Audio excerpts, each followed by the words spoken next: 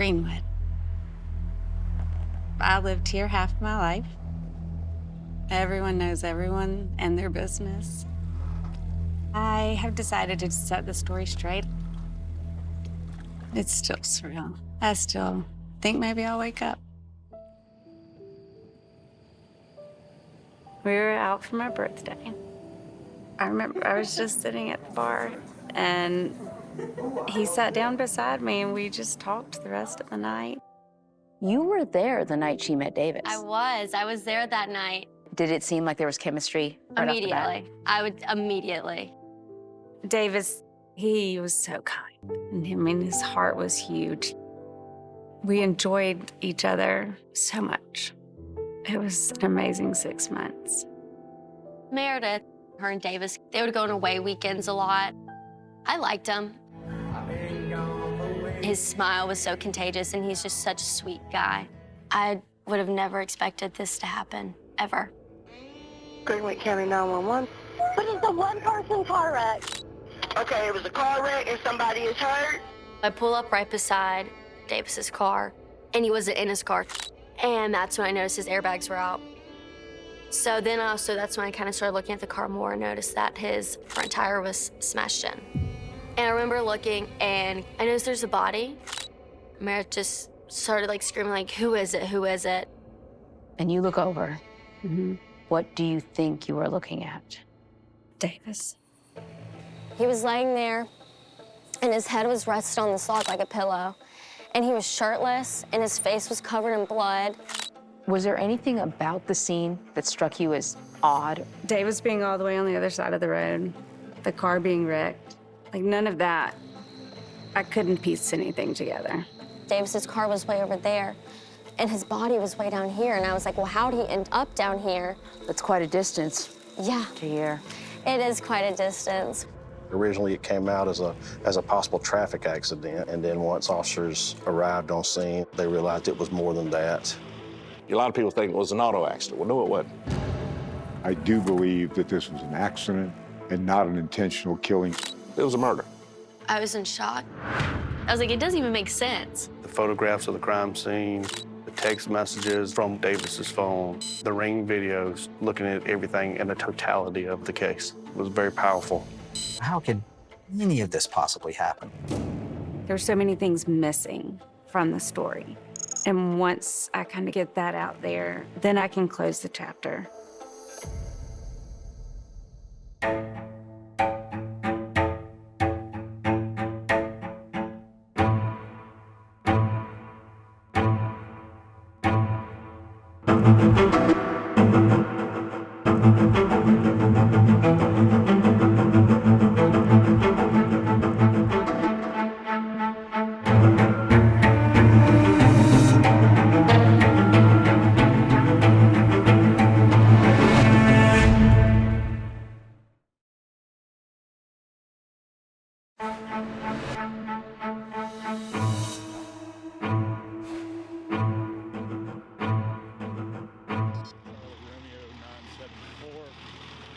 And 1028 Whiskey Echo Victor 253. It was May 7th, 2023, just after 1 a.m., when authorities responded to a reported road accident on a secluded, dead-end street in Greenwood, South Carolina. Start roping this off, because this is going to be a crime scene.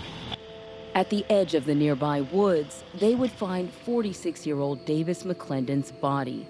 But what they saw at first was on the road itself. A shirt, a shoe, and a mangled sedan. And there was significant damage to the fender. It was a BMW 5 Series, similar to this one, we're using to demonstrate the position of the vehicle that night. After first responders had locked everything down, Greenwood County Sheriff's Office investigator Patrick Durkin arrived to photograph the scene. The front driver's side wheel was turned slightly. Whatever had transpired at this deserted crossroads, Durkin's job was to freeze it in time. First responders had thought Davis McClendon's injuries seemed consistent with having been hit by a vehicle, though no other vehicle relating to the collision was there. They'd found Davis's body about 50 feet away from the BMW.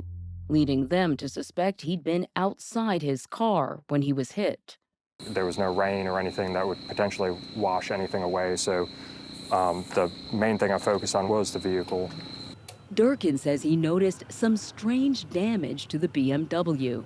Usually when you'd think of a normal fender bender, it would just kind of be pressed into it, and this was torn back like a tuna can in a sense. It had made authorities wonder if it was a hit and run or something more sinister. Those airbags were out and a phone was on the front passenger seat. Durkin saw more debris in the road, but nothing particularly telling. The assumption was that he was struck by a vehicle. Investigator Ronnie Powell from the Greenwood County Sheriff's Office says authorities had learned more by speaking to two women at the scene, Meredith Haney and Megan McGovern, who'd called 911. Megan often babysat for Meredith's 3 children. They provided statements of what they saw and what had occurred all night long. What did Meredith say? She pretty much gave a summary of the whole backstory, that she had been dating Davis. Meredith had told authorities that Davis left a club they'd been in that night, calling her minutes later from the road, saying he was parked at the intersection of Avid Road and Sawgrass Place. When he'd put her on hold and then failed to come back on the line, Meredith was worried and got a ride there from Megan. It was Megan, the babysitter, who'd gotten out of her car and was the first to see Davis's body. That news must have been stunning. Yeah, it was devastating. It was crushing. Davis McClendon was the ultimate people person, without an enemy in the world, say his friends Chip Funderbunk. Everybody loved Davis. He was just awesome. Zach Calhoun. He loved big. And Johnny Coates. And what Zach said, he was everyone's best friend. He was. He loved everyone. But none of them could remember Davis ever mentioning the specifics of his love life, not until he met Meredith Haney. He told me that he had met somebody and they had just kind of been chatting and, enjoying getting to know each other. It seemed like a good thing, seemed like a positive thing for sure. Calhoun says Davis had gone through a divorce, but the end of his marriage hadn't done anything to weaken his devotion as a father and a friend, even to the residents of the retirement home where he worked. He was the most empathetic person I've ever met. More than 4 months before Davis died, on the night of December 23, 2022, Meredith was at that club, celebrating her 39th birthday with her best friends. She says they were wearing their worst Christmas sweaters when the handsome stranger struck up a conversation. And I think he texted on Christmas Day, and then the next day, and then the next. And you just kept on talking. Mm-hmm. Until meeting Davis, she says she'd been keeping her head down. Just about 6 months earlier, she had left her husband of 10 years, a local auto body shop owner named Bud Ackerman, and she was struggling to balance parenting their 3 kids and her job as a grammar school teacher. She says she knew getting involved with someone new would not be easy. Was there any hesitancy about moving forward with this? There was. She says first Davis wanted to make sure she had no intention of reconciling her marriage. He didn't want to be the reason that, we didn't get our family back together. So we made sure from the get-go that that wasn't going to be an issue. And it just happened. They would have less than 6 months together. Could you start to guess what may have happened, how it was hit? The night of Davis's death, at the site, investigator Patrick Durkin noticed something beyond the strangeness of the crashed car and Davis's distance from it. There was an oil slick in the road. It's still here. Just over a year later, it's still here, but there was a number of footprints and some tire tracks that were leading away from this oil stain. And what did that tell you when you saw it? Well, we knew that there was some type of impact to the vehicle, and then we knew there was oil and tire marks that left from here. It looked like evidence from the vehicle that hit Davis.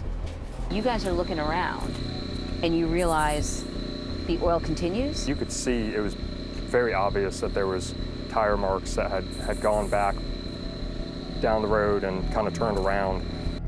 Back where the tire tracks seemed to show a vehicle had turned around, investigators had found oil spatters on a street light post. It was about maybe this high. And from there was a trail of oil that had led down the road into the distance. It's breadcrumbs, basically. In a manner of speaking. You know, we just have to do the investigation and see what evidence is there and see where it leads us to.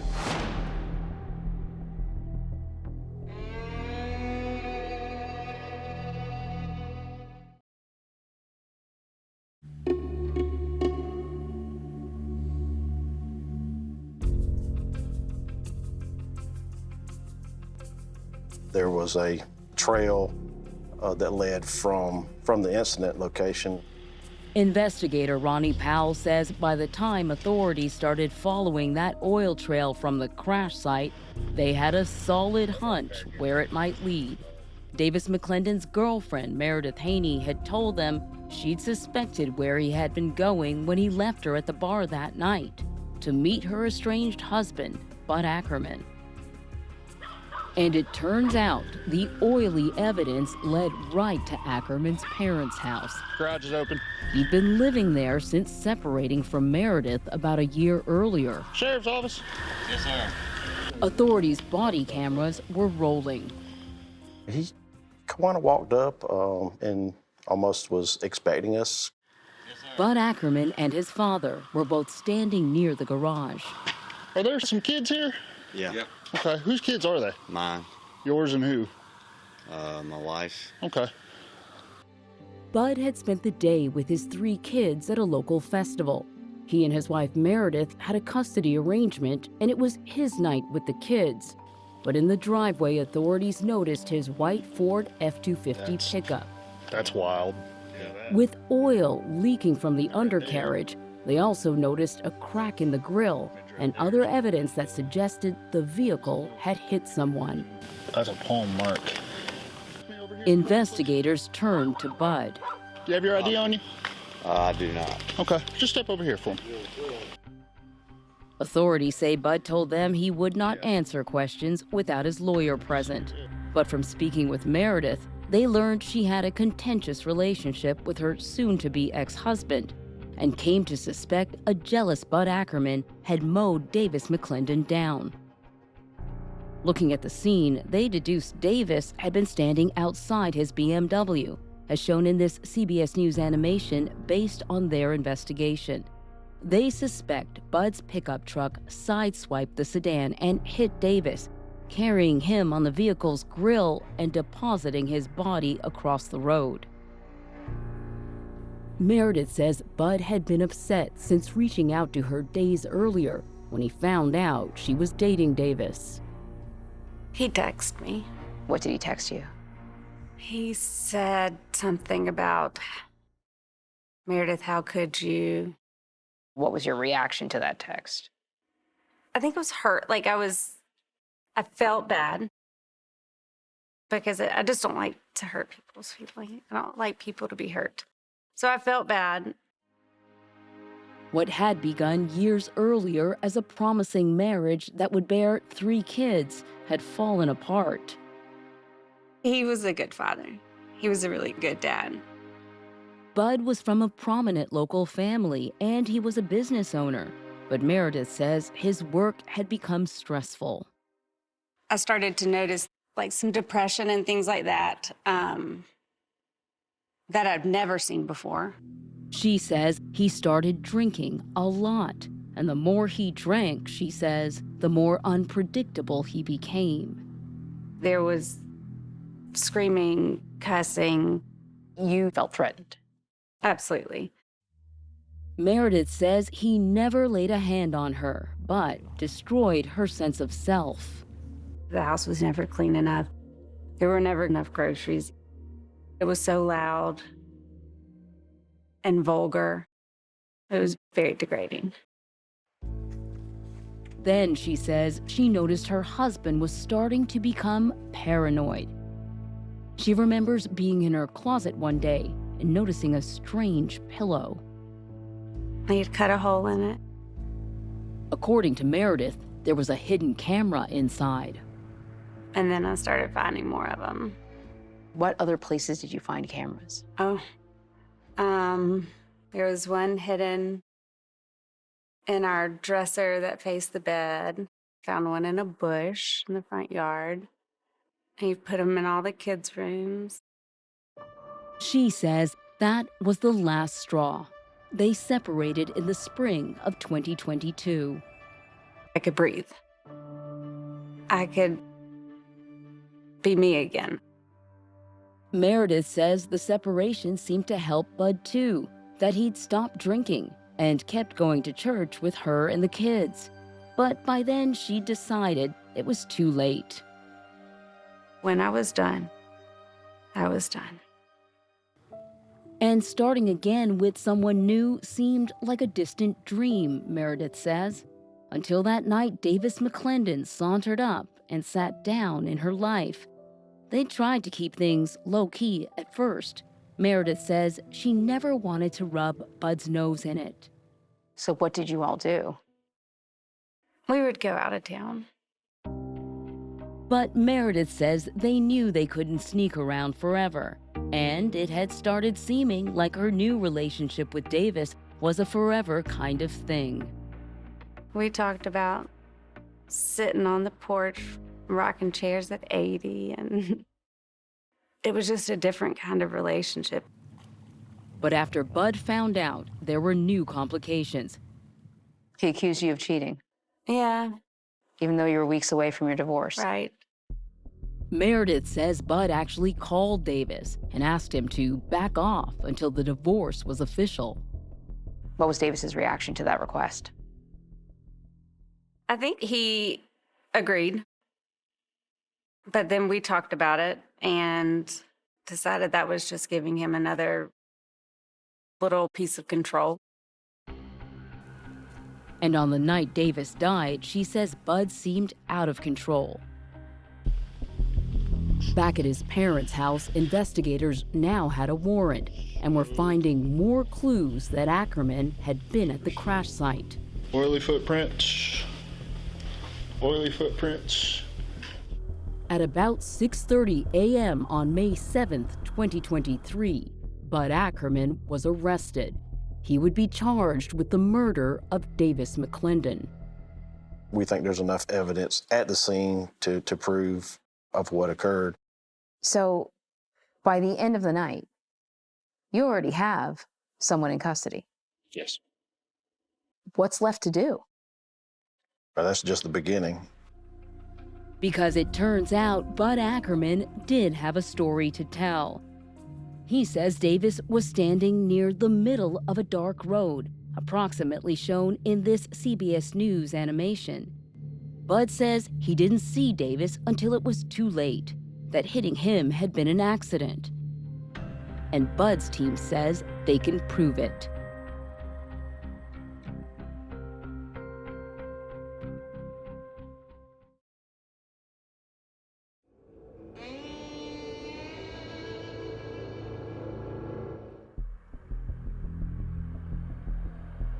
Investigators are confident they could prove Bud Ackerman's truck had hit and killed Davis McClendon, but they knew proving Ackerman had done it on purpose might be harder.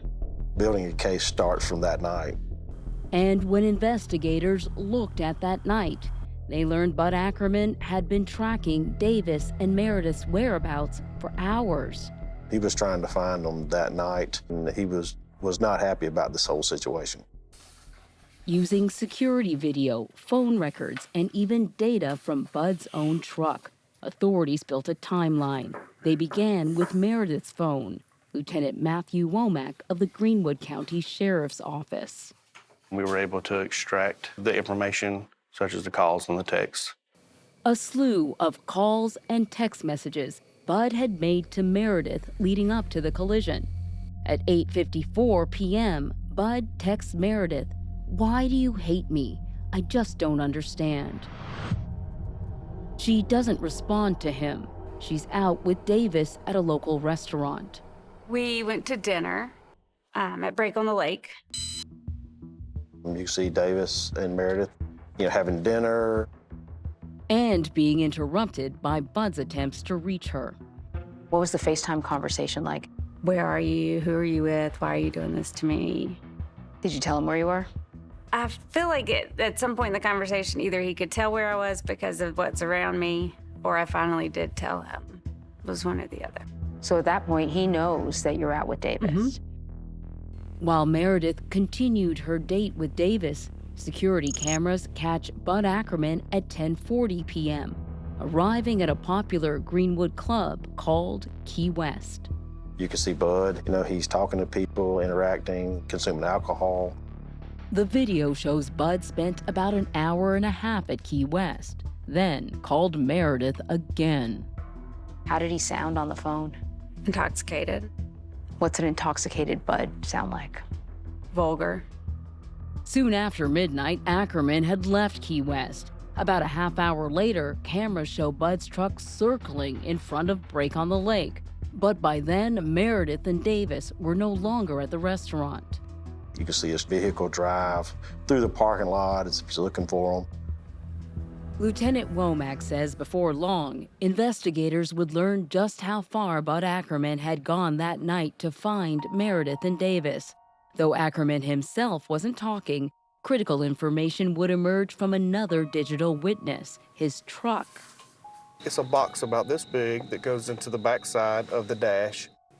Womack says in some cars and trucks, the infotainment systems, as they're known, store detailed information about how the vehicles are being driven. We're in a similar model to Bud's Ford F-250 pickup. So on Bud's vehicle, they were able to pull a significant amount of information. This is just a little snippet. You're talking just in a 24-hour time period, it's over 3,000 events. Events including snap measurements of speed, acceleration, and brake pressure. Bud's onboard computer even pinged public Wi-Fi's it passed. Investigators learned that Bud had actually driven by Meredith's house and onto Davis McClendon Street that night. But while he was driving around looking for them, ironically, they had moved to the Key West club he had just left. When Davis decides to call Bud, he walked out the back of the bar. It was 12:51 a.m. A few minutes passed, and I went out there to check on him, and he was gone. Did he think he could bring the temperature down? Mm-hmm. Records show Davis called her minutes later. And what was that conversation? Where are you? And that's when he told me that he was going to meet Bud. Womack says other infotainment system data show that at a bit past 1 in the morning, Davis and Bud had their fatal encounter. And we can tell there was actually an event at 1:11 a.m. on May the 7th. They say Ackerman hit the brakes hard. We could narrow it down to tenths of seconds of when the collision occurred. And according to the computer, seconds after the collision, Ackerman's truck had stopped. At that point in time, Bud's opening the door. He opens the door before he shifts it to park. Womack thinks Ackerman got out of his truck, which was probably leaking from the collision. Remember that puddle of oil in the road near the victim?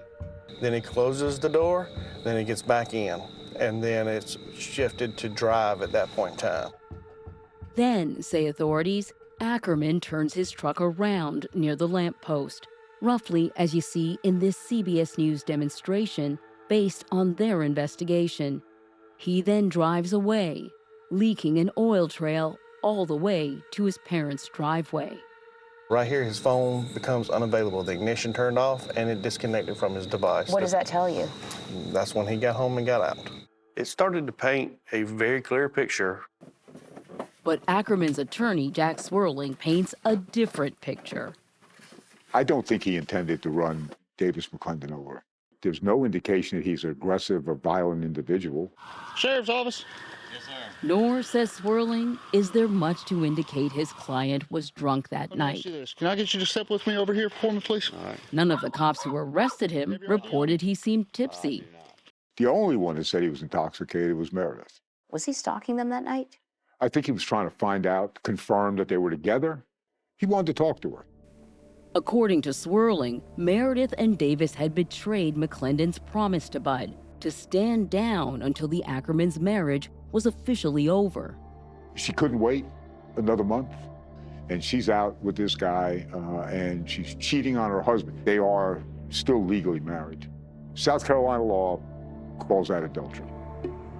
And Swirling says the night Davis died, he let Bud Ackerman's repeated calls and text messages to Meredith get under his skin. Davis got upset about it, and that's what led to them having this meeting. Bud thought they were going to meet and talk. He says Bud had suggested an innocent and safe place for it to happen. They were supposed to meet at Bud's parents' house, which is about half a mile from that location. Swirling says Ackerman's children were sleeping there that night, so attacking Davis would have been the last thing on his client's mind.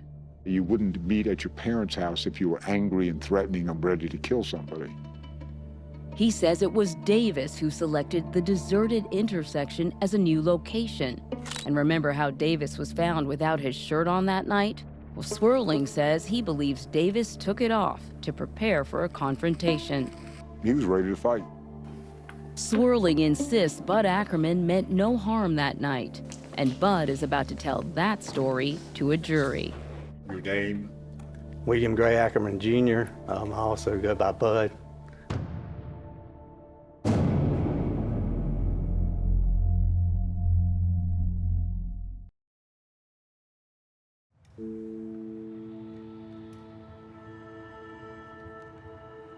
Good morning, everybody.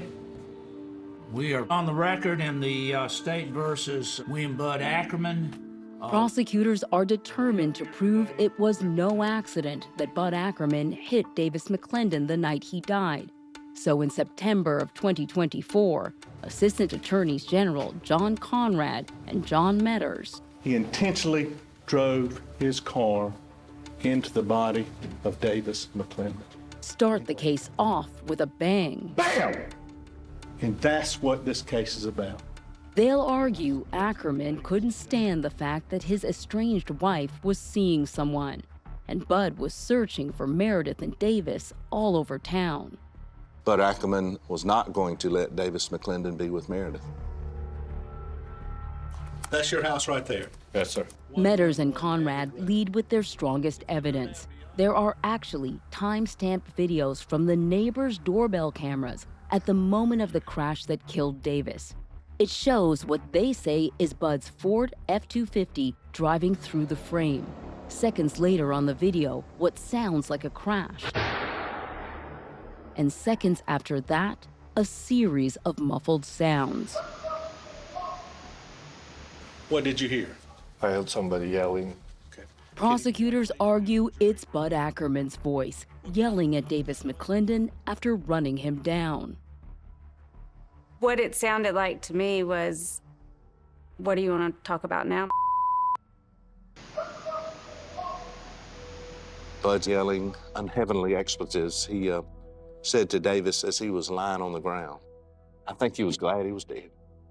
But Bud Ackerman's defense attorney, Jack Swirling, argues the audio is too garbled to prove anything. I've listened to it several times now, and I don't believe you could conclude 100% that that is exactly what he said. The prosecutor then calls Megan McGovern, the Ackerman's babysitter and friend, to describe the moment she'd seen Davis's body through traumatized teenage eyes. He had blood coming out of his ears and his nose, and I'm not exactly sure if it was coming out of his mouth or not, because there's just blood everywhere from his nose and everything. But their star witness is the woman at the center of both men's affection, Meredith Haney, who testifies with the date night security videos as a guide. Is that you? Yes, sir. She tells the jury Bud Ackerman called her when she and Davis were at break on the lake. Did you think he was trying to find you? I did worry, yes. And kept calling after they got to Key West Club. Is that a call from the defendant, Bud Ackerman? Yes, sir. Did you reject that call? Yes. It's 18 seconds later. You get another call. Yes, sir. Well, what'd you think about all these calls coming in? I was getting very frustrated and angry. And it was getting obsessive. It was getting scary. And she says by the time Davis McClendon left her at the Key West Club after midnight, And is that Davis McClendon leaving the bar? Yes. she was worried Bud might be volatile. So when Davis later called to tell her he was going to meet with Ackerman, she says she wanted to go check on the situation in person, and makes clear to the jury that when she saw the scene, she had little doubt who'd killed her boyfriend. I dove back into Meg's car because I thought that the only way that Bud would have ever killed somebody would have been to shoot. Objection. Don't go. The judge sustains the defense's objection, but Meredith continues. I was scared that he was still out there. Okay, Mr. Swirling, any cross-examination? I have no questions. Step down, ma'am. Your Honor, State Call Special Agent Brian Hudak. Digital forensics expert Brian Hudak tells the jury about data in the infotainment system of Ackerman's pickup, including some that show Bud was driving in exactly the right place. In Greenwood at the intersection of Avid and Sawgrass. At exactly the right time. Between 1:11:31 and 1:11:32. To be implicated in the deadly collision. He suggests they can even tell the moment of impact. There's something that causes this truck to deaccelerate very quickly, correct? Correct. And Hudak says the evidence shows Ackerman was going 25 miles per hour. And the amount of detail that that truck had on what Bud did that night is simply breathtaking. Ford vehicle's completely on the wrong side of the road when it strikes the BMW. Collision reconstruction expert Corporal Christopher Bratcher testifies the dents show Bud's speeding pickup sideswiped Davis's BMW sedan, as shown in that CBS News animation based on the prosecution's theory. They say Bud was aiming at Davis, who was standing near the driver's door when he was hit, and that the truck kept going with Davis on the grill until he fell off where authorities found him. But Jack Swirling argues much of the same evidence shows hitting Davis was an accident. We maintain that Mr. Ackerman did not act intentionally in this case. He says Bud Ackerman had no idea Davis was standing outside his car, and calls auto forensics expert Jonathan Nelson to testify that given Ackerman's speed, in the dark, over a slope in the road and into the parked BMW's headlight beams, he wouldn't have seen Davis McClendon standing in the road until at most 2.5 seconds before the collision. Or would a person have sufficient opportunity to avoid impact? I think most people would have little to no opportunity to begin to try to avoid. And Swirling says Davis wasn't standing right next to his car when he was hit, but further out towards the center of the road, and that Ackerman swerved to his left into the BMW to get around him, as shown in this CBS News animation based on the defense's theory. He's trying to avoid hitting him. Wouldn't you swerve the other way? Why he didn't go right, I can't answer that. Swirling knows there may be only one person who can.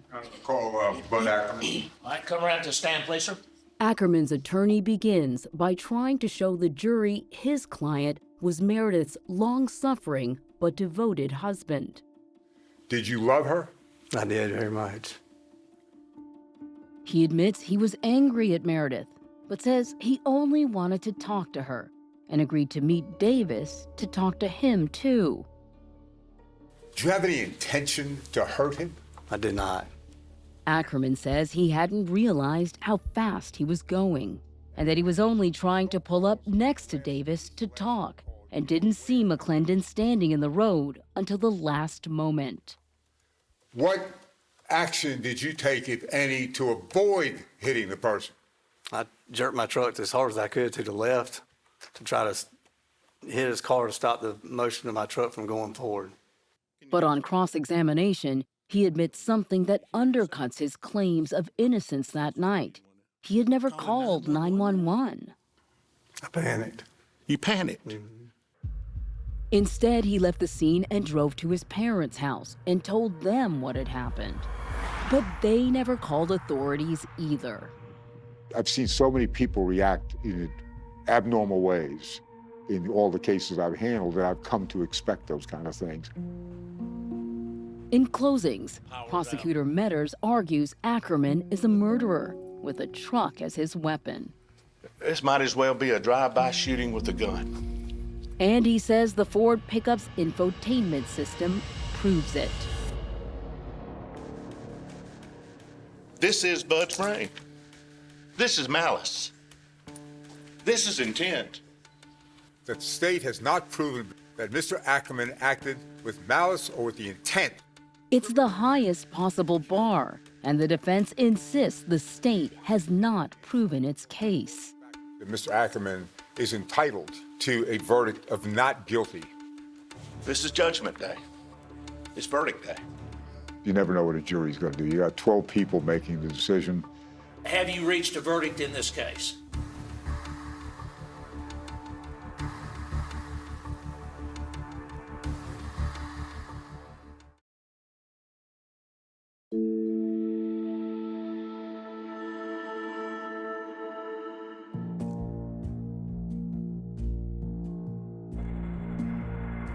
Ladies and gentlemen, it's my understanding that the jury has reached a verdict. For the Ackerman jury, 6 days of testimony and evidence boil down to a deliberation less than a half hour long. State of South Carolina versus William Gray Bud Ackerman. Did you have a feeling about what that verdict might be? Yes. Yeah, a quick verdict like that is not good. Not good. We, the jury, unanimously find the defendant guilty. Bud Ackerman is guilty of the murder of Davis McClendon. It was the right verdict. I mean, I thought it would be fast, not that fast. Not just fast, but too fast to be thought through, says Bud Ackerman's attorney, Jack Swirling. I don't think the jury considered everything that was presented to them. They didn't need a lot of time to stew over the evidence. The evidence was clear and obvious. Damning evidence of what Bud Ackerman did, say Davis McClendon's friends, and equally damning evidence, they say, of what Bud Ackerman never did. Our friend laid there in the road. They still can't wrap their head around why nobody in the Ackerman family ever called 911. Somebody should have done the right thing. At sentencing, right after the verdict, Davis McClendon's son demands accountability from the Ackermans. It is time for this spoiled, evil individual and this spoiled, evil family in Greenwood to finally gain some repercussions for their actions. Thank you. A lot's been said about why we didn't call 911. Bud Ackerman's father tries to explain his own lack of action by saying he was too disoriented to know what to do at that hour of the night when his son woke him with the news. The judge's sentence is devastating to the defendant. Mr. Ackerman, if you please stand, sir. Sentence of the court is, Mr. Ackerman, you be committed to the State Department Corrections period of 45 years.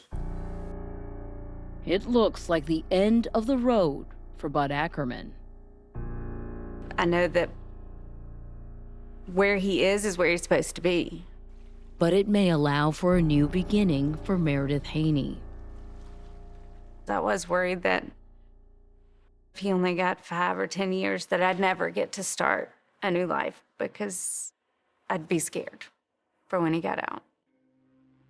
With their father unlikely to get out of prison for decades, she's determined to spare her children from the impact of that horrible night. As a single mom, she leans on friends and family. How are the kids doing? We'll make it through. Looking back, She believes Bud Ackerman really wanted to target her that night, and that she's only alive because he found Davis McClendon first. Davis saved my life. You really feel that way? Absolutely. If true, Meredith Haney owes her life, however challenging, to the new man she had once hoped to share it with. How would you like Davis to be remembered? As a hero, for the way he treated people, for his empathy, for his heart. He was just a good person.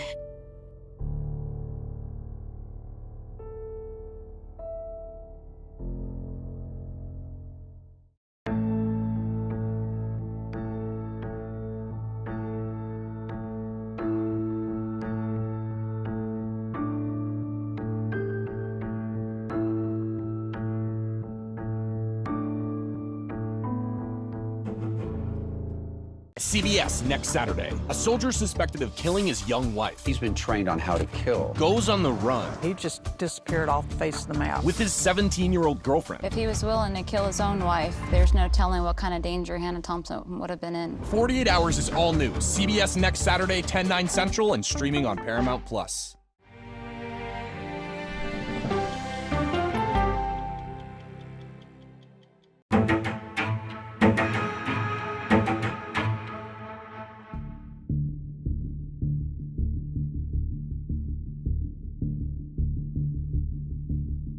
On November 25th, 2020, it was the day before Thanksgiving,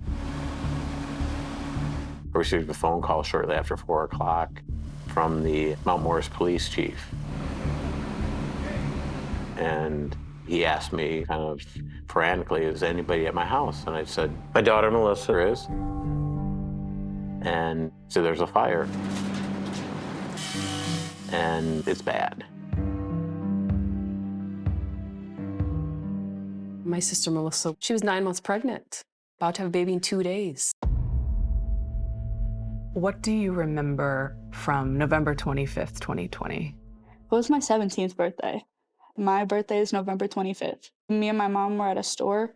We were picking out a cake, and we finally got home, and my brother Carl frantically is calling my mom, have you heard from Melissa? Have you heard from Melissa? And we're like, no, why? Carl said, the neighbor called and he said the house is on fire. So at that point, my heart just sank because we were not sure if Melissa was home or not. I just wanted them both to be okay. And all I could think was, please just have one of them, at least one of them, make it through the night. When everyone said they didn't know where she was and they couldn't hear from her, I knew. Just had that gut feeling that she was gone. For a huge tragedy like that to occur the day before Thanksgiving, on Julia's birthday, right before the baby was to be born, it was just so much. When I arrived at the scene, I was told the victim was found laying on the floor in front of the stove. Melissa Lamish was a 27-year-old EMT. We're trying to figure out why there's a fire in the kitchen. We couldn't tell if it was intentional or accidental. There was all kinds of possibilities running through our heads, but we didn't know what happened to her. My daughter Melissa, she's very thoughtful, and that's why she got into being a paramedic. She wanted to help people.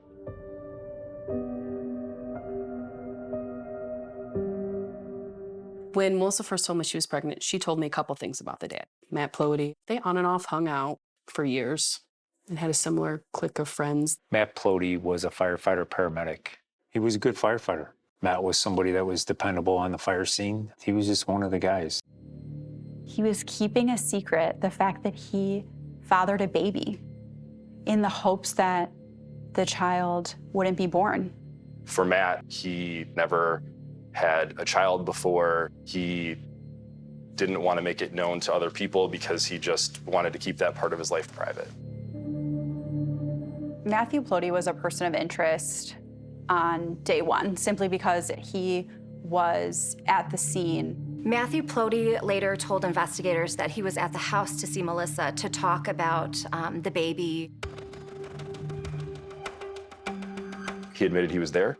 He told them everything that they would have needed to know about his presence there. He didn't have anything to hide.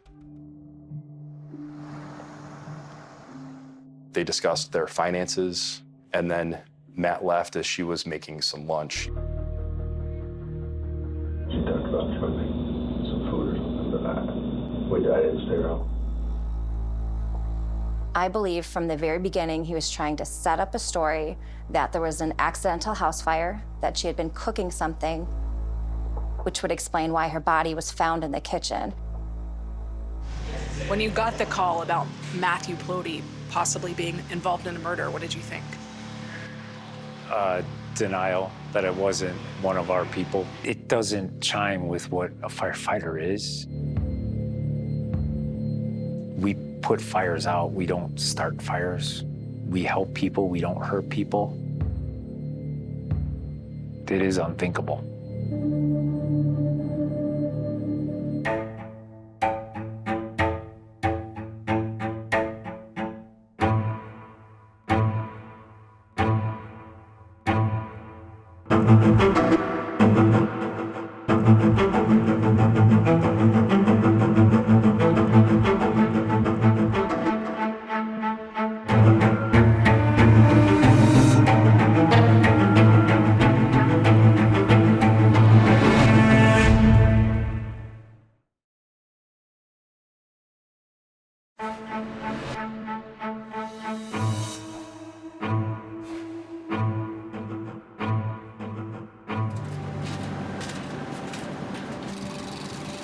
Before the fire that set Melissa Lamish's home ablaze on November 25, 2020, the day had started with excited anticipation. Melissa was due to give birth to a baby boy in just 2 days, and Thanksgiving was a day away.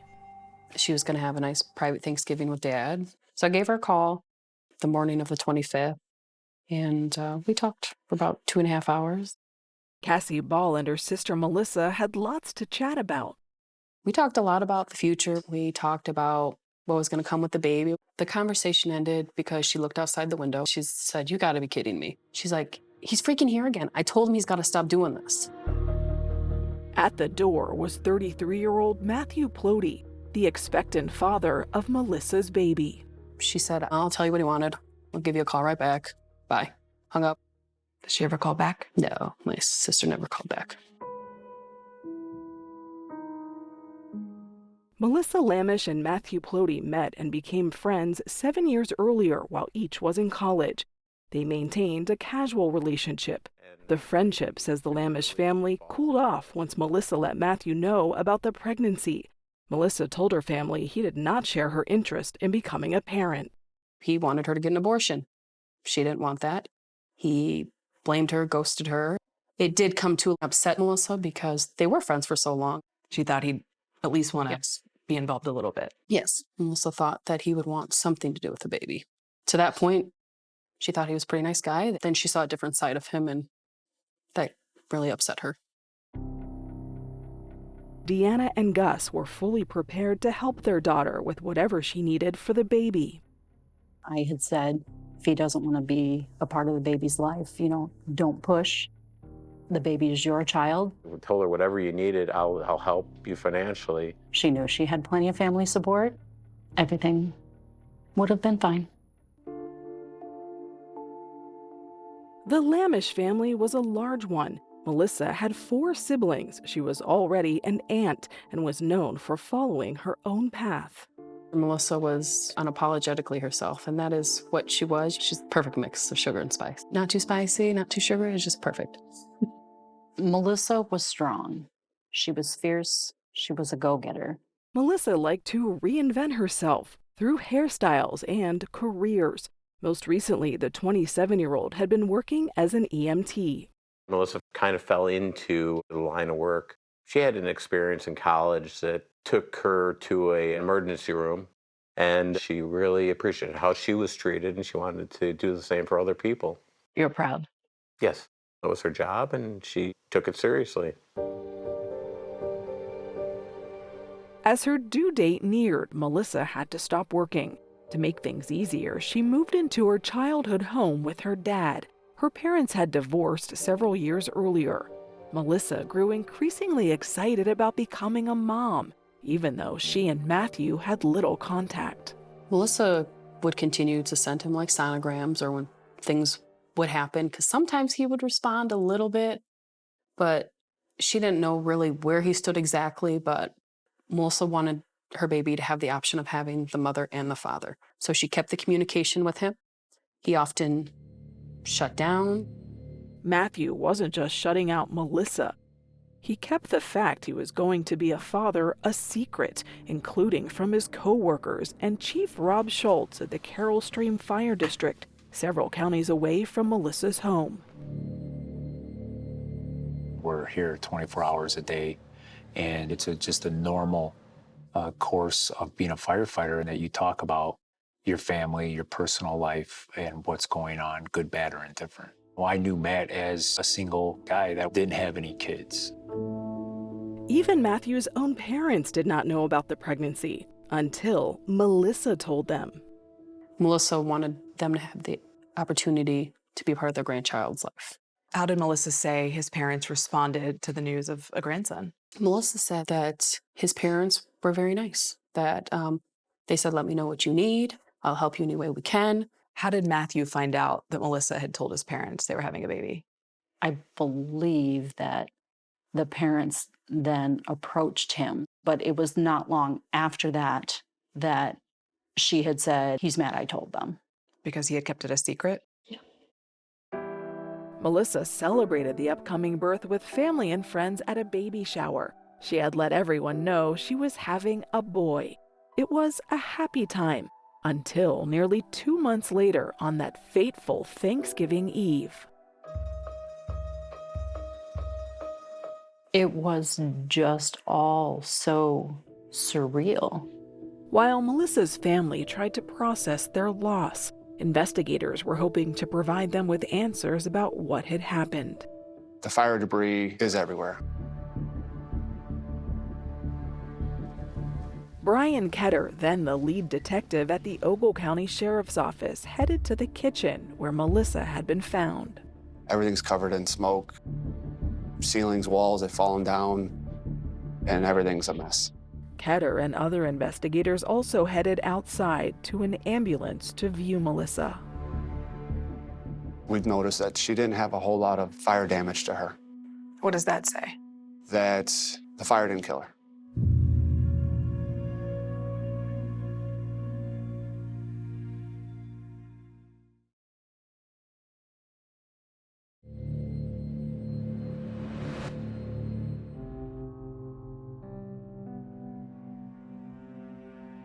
We needed to identify the area of fire origin and what may have caused that fire.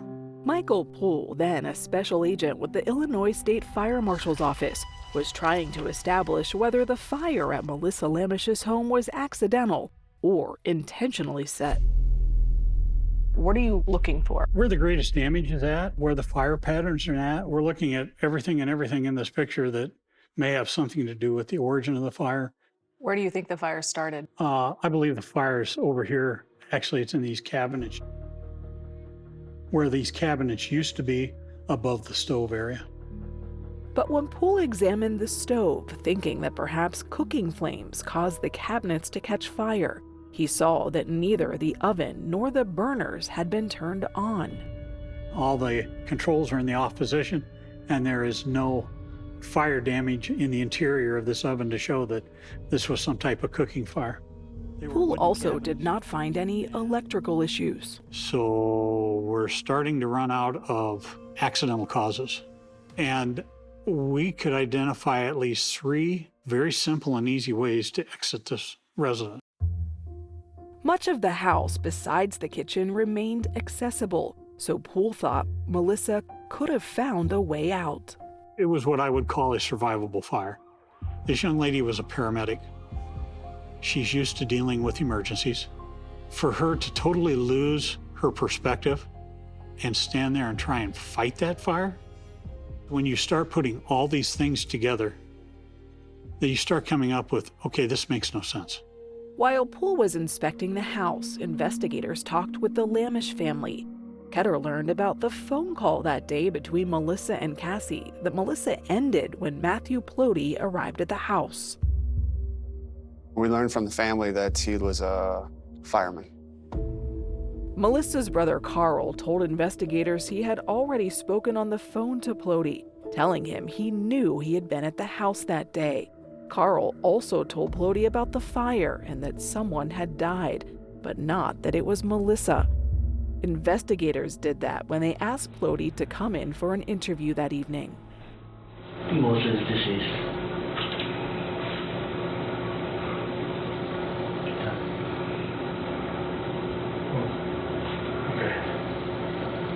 As you watched his interview, what did you think about his demeanor, his responses? Emotionless, very soft-spoken. Matthew said he went to talk to Melissa. He wanted to talk about money, about being allowed at the hospital when she was set to be induced in 2 days, and that's why he was there. In that interview, Matthew made a reference to a deadline when explaining his decision to go to the house that day. I mean, there's a deadline for that, so we were trying to do the deadline for a pregnancy. There's a deadline. It was a phrase that investigators didn't quite know how to interpret. Was Matthew a suspect at that point? No, he was not a suspect. What are the next steps in the investigation? We need to determine the cause of death. We don't know if Melissa had a medical episode or if somebody did something to her or if the carbon monoxide from the fire killed her. We don't know. To get those answers, 2 autopsies would be performed. One 2 days after Melissa's death, and then another about 2 weeks later while lab work was completed. The results? Normal carbon monoxide levels, and no soot was found in her system. What was found was evidence of strangulation, including hemorrhages around her neck. Melissa, it was determined, had been murdered.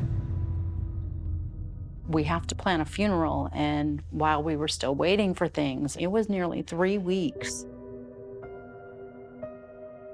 On December 14th, 2020, the Lamish family held a funeral for Melissa and her unborn baby, who Melissa was going to name Barrett. We didn't get to kiss his forehead, touch his cheek. The first time we got any kind of contact, they were in a casket. And the first time I touched his hand, I just remember gasping, and I had decided I was going to keep holding his hand. Something Melissa didn't get to do. Melissa's family was convinced that Matthew Plody was responsible for their profound grief, that he killed Melissa simply because he did not want to become a father. Matthew, investigators would learn, had been juggling multiple women in his life. I believe he did it because he's selfish and it was going to change his life having a child. Melissa wasn't asking him for anything. No money, nothing. He could have walked away, so why? I think it was his pride. He wanted to keep it a secret. With no other suspects, and with Matthew admitting to being at Melissa's home that day, investigators were also circling in on Plody, but were still gathering evidence. We had collected DNA evidence at the autopsy, and we sent that to the crime lab. We'd gotten search warrants for phone records. We were in the process of getting that information back. They were also waiting to get information back from Amazon about possible recordings from an Echo Dot that Ketter had noticed and was retrieved from the fire-damaged kitchen. We were hoping it would record conversations or something from the day between the two of them. That Amazon Echo Dot could turn this case around. Could have. It could have recorded Melissa screaming for help, yelling out his name. We didn't know what it would be.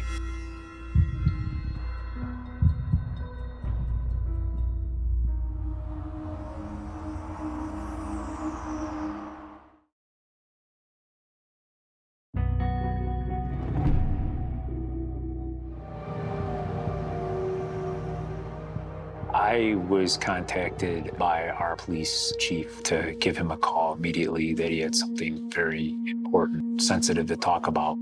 When Carroll Stream Fire Chief Rob Schultz returned the call, he couldn't believe what he was hearing. One of our firefighters was being investigated in a suspect in a murder that occurred about 2 hours from our fire district's boundaries. It was now 9 months since Melissa Lamish's death in a house fire that had sent shockwaves through the community in Mount Morris, where her home was located. But firefighters where Matthew Plody worked in Carroll Stream, about 75 miles away, were unaware of the fire. Plody had said nothing. When you heard the name Matthew Plody in that call, what did you think? I was, there's no way this could be Matt. They have something wrong here. But that disbelief started to change when Chief Schultz checked to see if Plody worked the day of the fire and learned he had called out sick. That knot in my stomach, literally wanted to throw up. The fire chief's sinking feeling only got worse when he learned that investigators believed Matthew killed Melissa and their unborn child because he did not want to be a father, and then set the house on fire in hopes of destroying evidence. We had placed Matt immediately on paid administrative leave. When I called Matt in to tell him, I just said, I'm being told that you're under investigation for a murder of your estranged girlfriend and the baby that you're a father of. Did you ask him why he hadn't mentioned it? Didn't feel that it was something that he wanted to talk about, and he felt it was a personal matter and didn't want to disclose it. While on leave on August 28, 2021, Matthew Plody was called in again for questioning. My name is Brian. I'm a lieutenant with the Sheriff's Office. Plody willingly appeared without an attorney. I wanted to contribute and be in the life of our child. Over the course of the 7-hour interview, he explained to investigators why he was at Melissa's the day of the fire. So we talked about, what I could pay her, and that we just said we'd work it out later to visiting. He said when he left that afternoon, Melissa was talking about making lunch. She talked about trying to make some food or something, but I didn't stay around. Most of the 7 hours was filled with investigators asking questions and Matthew Plody saying very little. So did you go there to kill her? Or did you just go there to talk to her and something happened? We kept accusing him of things, and he never said, I didn't do it. He never said, you guys got the wrong person. He was just emotionless, and he wouldn't communicate. Not once in 7 hours, not once did he get upset. Most people would have told us, I'm done, but he just sat and listened to us. Had you ever experienced an interview like that before? Never. It wasn't just the lack of communication that made Lieutenant Ketter think Plody was guilty, but on the rare times Plody did talk, the unusual way he phrased things. Did you intend to kill her? I had no intention of hurting Melissa. During that 7-hour interview, at one point, Matthew did say, I had no intentions of hurting Melissa. Did that make you do a double take? Yes, because in our opinion, that means I hurt Melissa, but I didn't intend to do it.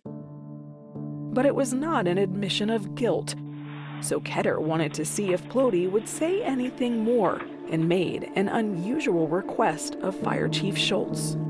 We asked Chief Schultz if he would wear a listening device so that he would have a conversation with Matthew. We would be able to hear it and record it and try to gain some evidence that way. When Brian asks this of me, I'm pretty taken back. And initially I had said no way. And I did some thinking about it and called him back and said yes. You have a lot of responsibilities as a fire chief, but I can't imagine you ever thought wearing a wiretap would be one of them. No. I don't freely talk about it. It's not something that I'm proud of. It was something that needed to be done in the hopes of helping the investigation. There's a grieving family out there that's looking for answers. And so on September 9th, 2021, Chief Schultz called Matthew Plody and asked him to come in to talk. And he agreed. He says, I'd like to come talk to you. Matthew came in later that day. The fire station was quickly cleared of all other personnel, and Brian Ketter and other investigators headed over. They were able to place a device that just recorded audio on a phone on Fire Chief Schultz's desk and listened in from outside the fire station and from an adjoining office. How are you feeling? Nervous, very nervous, a bit scared. Chief Schultz tried to learn what happened to Melissa by appealing to Plody on a personal level. I'm trying to find answers, and I'm trying to help you. Help me walk through, what happened? But the nearly 2-hour conversation yielded very little info from Plody, with him again barely speaking about the day Melissa died. I remember saying, fill in all the blanks for me. And isn't it odd that no one here knows that you're going to be a father? Like, that's something we celebrate here. What do you say? Nothing. Head was down a lot of the conversation. Did he ever say, I didn't kill Melissa and my baby? He did not. With none of the interviews resulting in a confession, there was still no arrest, something that exasperated the Lamish family. Oh, it was excruciating. And I mean, we were pestering the police constantly. There were several reasons for the delay. There was the wait for the fire marshal's report, which concluded that the fire cause is most likely incendiary in nature, possibly the result of a fire being intentionally set in an effort to conceal a potential homicide. And getting information from Amazon on whether Matthew's voice was recorded on that echo dot they retrieved from the kitchen took time. It did reveal voices, but nothing that proved helpful for our case. It wasn't even on the day of the murder. Investigators had also waited to obtain Matthew Plody's DNA until after the August 2021 interview, hoping he would first confess to killing Melissa. We got the results back saying that it was his DNA under her fingernails. Turn around, hands behind your back. On March 9th, 2022, after a year and a half of investigating Melissa Lamish's death, with a police body cam rolling, Matthew Plody was arrested on charges including murder, the intentional homicide of an unborn child, and arson. Technically, right now, you are under arrest. The motive that the state painted was just an inaccurate portrayal of Matt. By the time of Matthew Plody's arrest, he had hired attorney John Cupp. They painted him to be this monster that, at the drop of a hat, after a career of saving people, decided to suddenly start killing people. You were indicted by the grand jury. The evidence doesn't show that Matthew Plody murdered Melissa Lamish or their unborn child.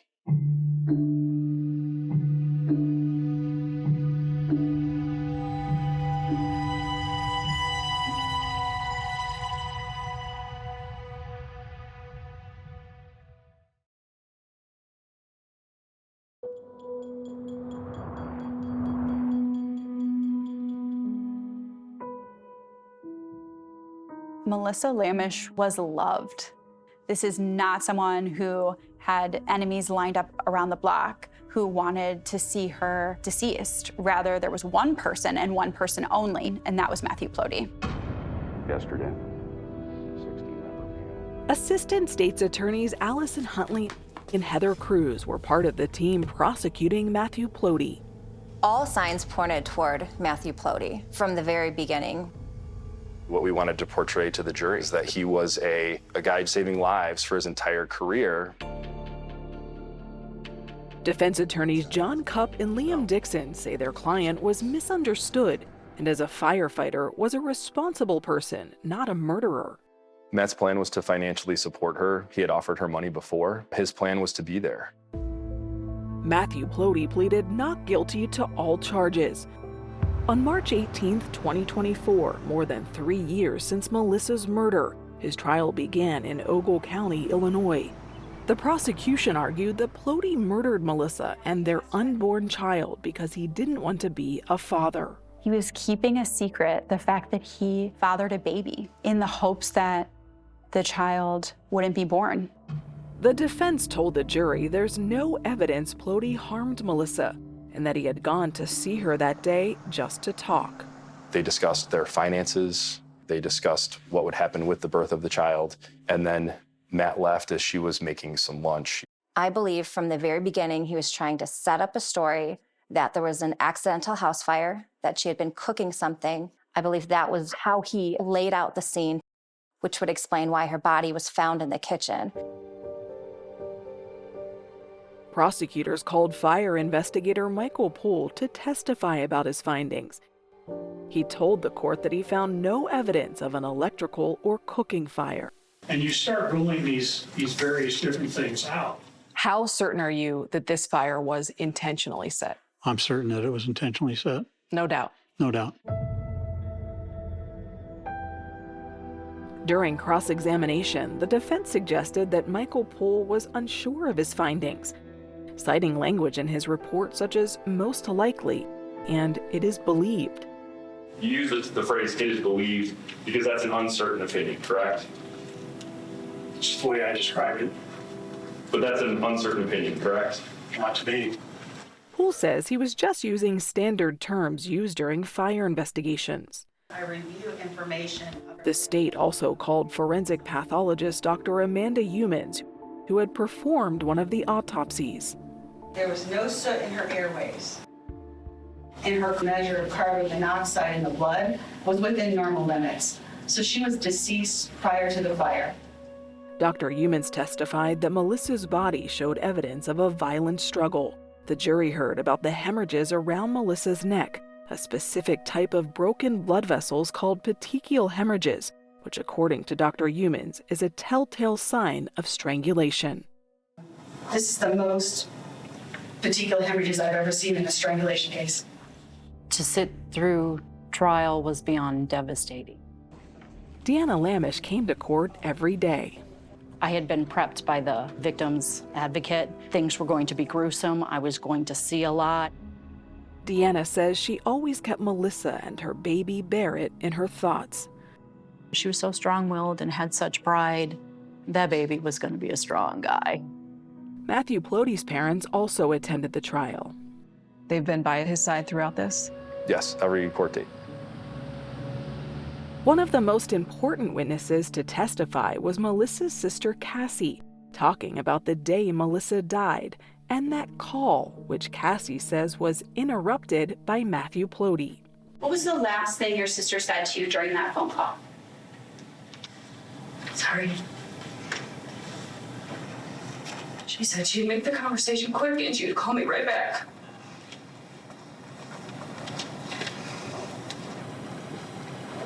Did Melissa call you back? No. Jurors watched those recorded interviews with investigators, where Matthew Ploty admitted he was at the house.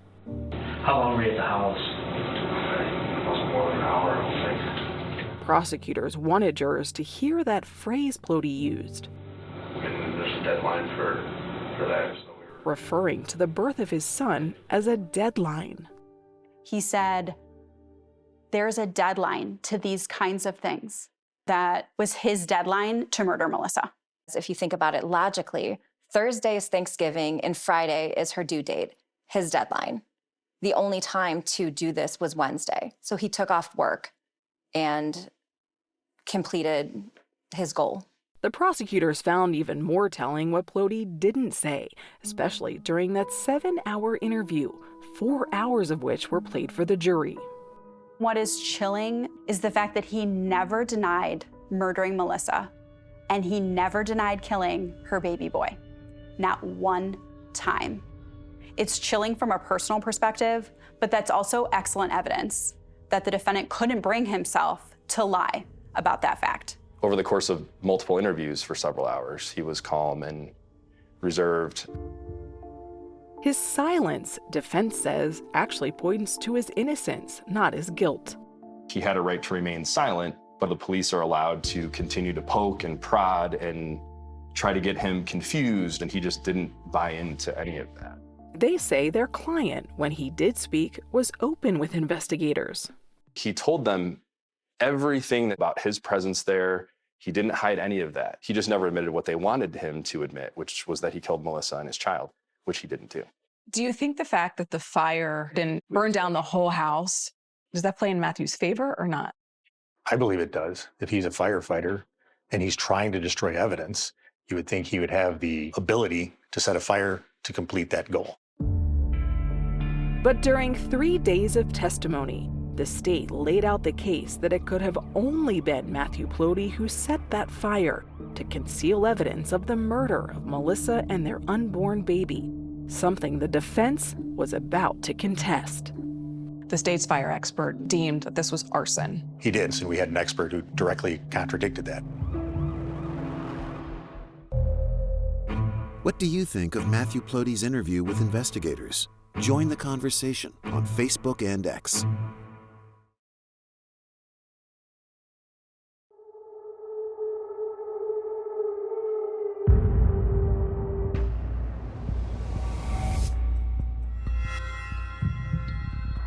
The state's expert didn't do a fraction of what he should have done to properly determine the cause of the fire. This should have been an undetermined fire.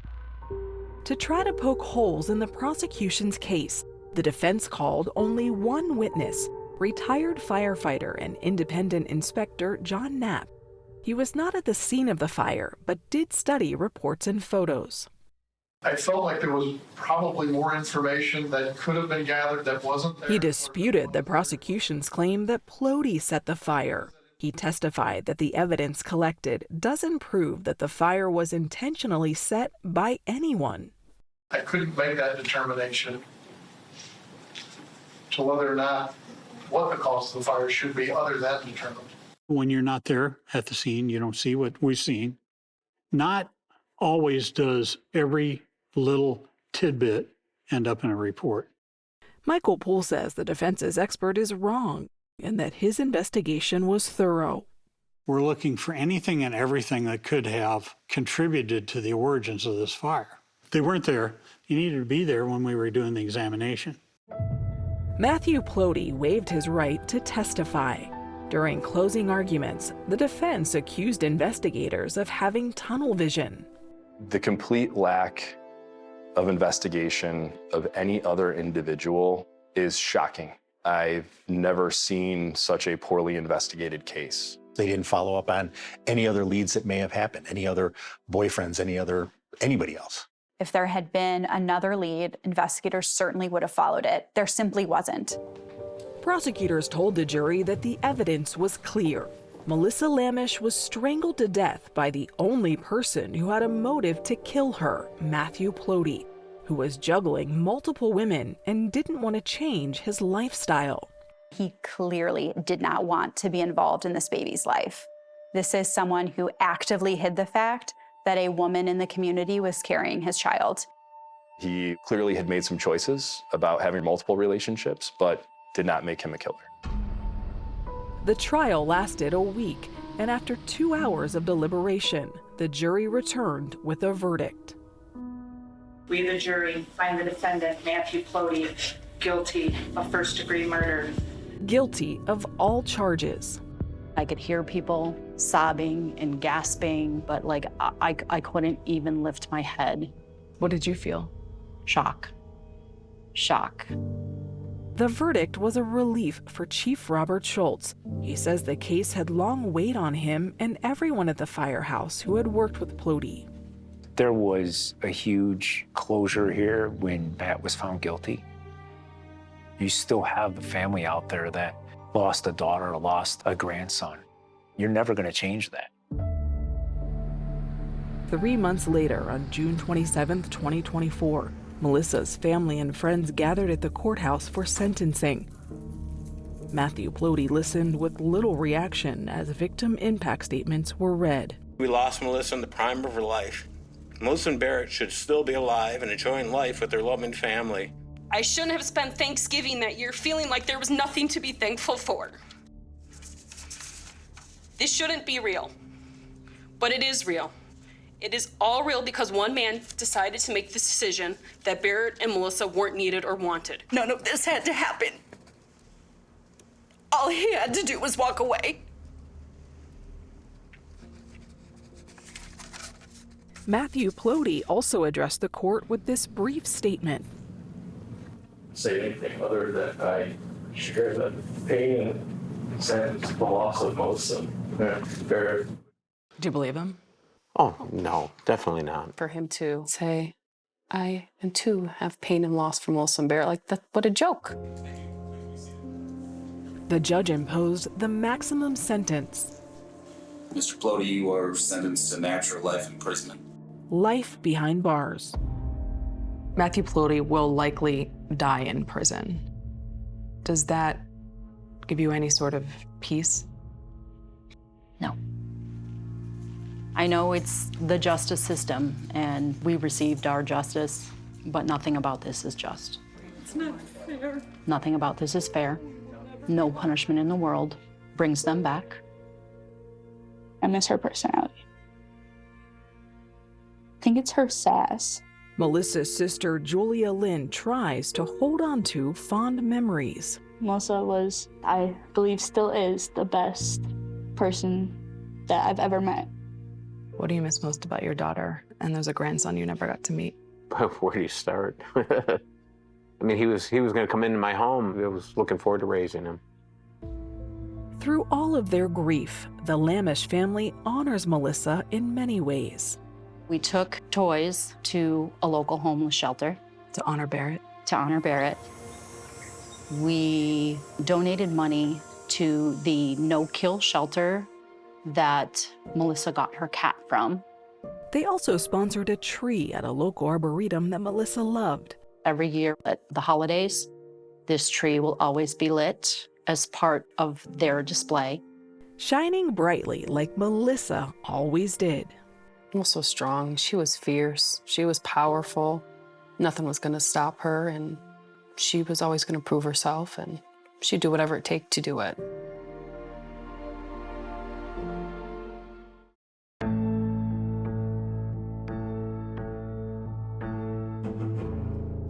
You've probably heard of the NCIS from the hit TV series, but we're about to take you inside its real-life work.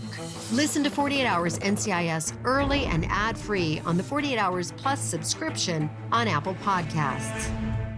As a kid growing up in Chicago, there was one horror movie I was too scared to watch. It was called Candyman. But did you know that the movie Candyman was partly inspired by an actual murder? Listen to Candyman, the true story behind the bathroom mirror murder, wherever you get your podcasts.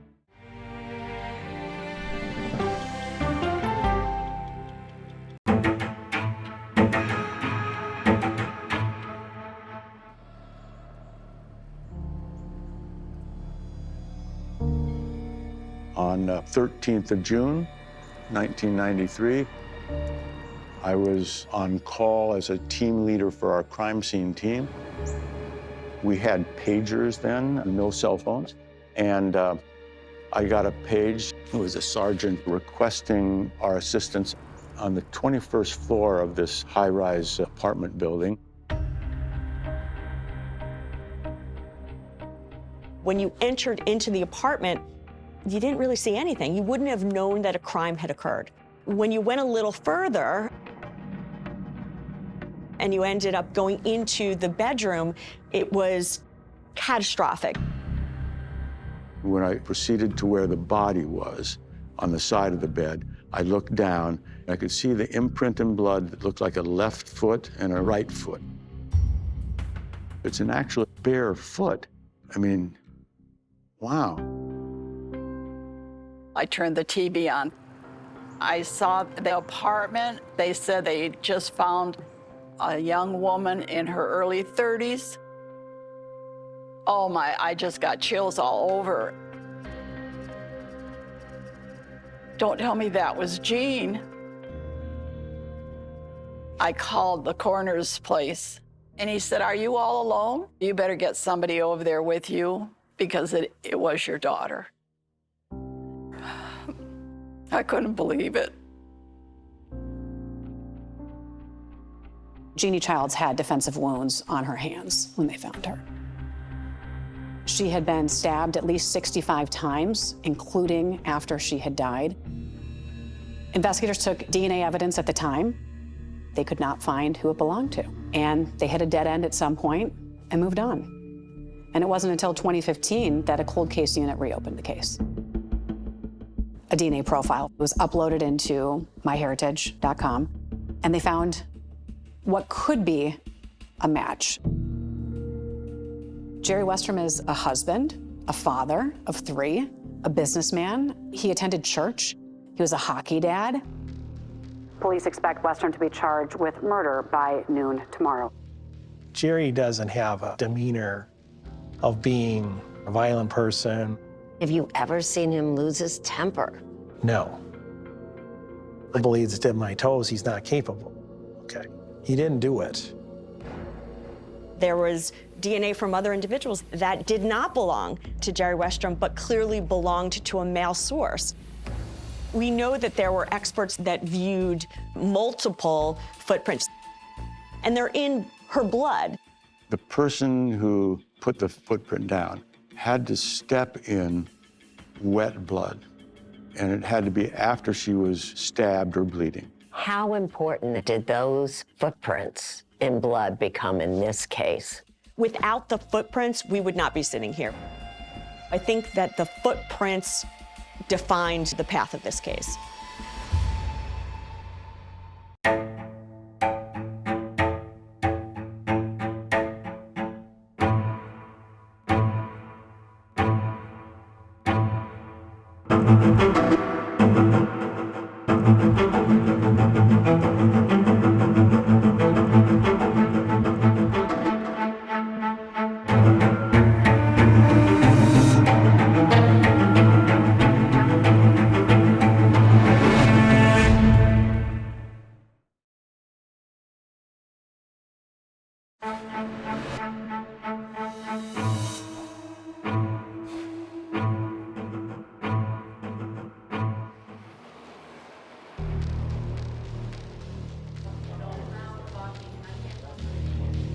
Minnesota crime scene investigators captured this footage when they got their first look inside a high-rise apartment in Minneapolis. The camera's pointing west at this time. According to police reports, at around 5:30 p.m., June 13, 1993, a tenant reported water seeping into their apartment. A building caretaker and a security guard were called to check it out and discovered the water was coming from apartment 2104. They went into the apartment and they found that the shower was still running and causing all this flooding next door. After the shower was turned off, they came upon a gruesome scene in the bedroom.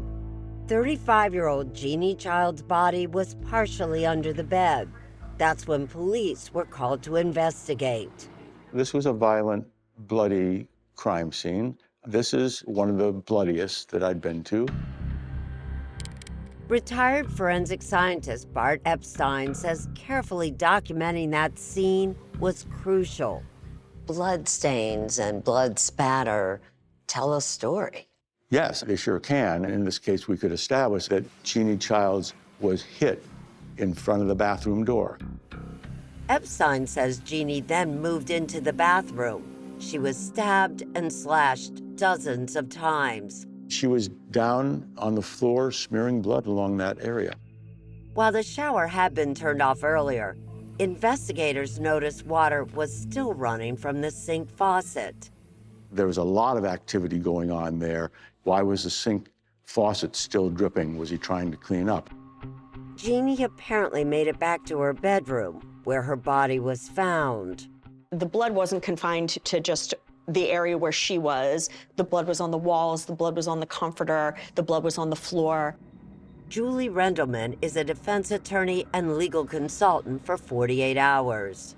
It leads one to believe that a struggle happened, that she was fighting to save her own life. The living room appeared untouched. A sitcom was still playing on the TV. There was no evidence of forced entry. If Jeannie knew her killer, what could have prompted so much violence? This, to me, seems like more rage. Someone who got upset at the time that the crime was committed. Jeannie's mother, Betty Ekman, was watching television news when she saw a report about a woman who had been murdered. I called my husband at work. I said, I just seen them on the news taking a stretcher out of that building that she lives in. Betty soon got the news no mother wants to hear. The victim was her eldest child. I just wanted to hold her. I couldn't believe it. Betty says she spoke with her daughter the day before her murder. Jeannie, she says, wasn't expecting visitors because she was nursing a toothache. What were her plans that weekend? She went to the emergency room. She was in so much pain.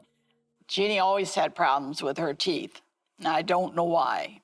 So I said, let me come and get you. No, Mom, stop worrying about me.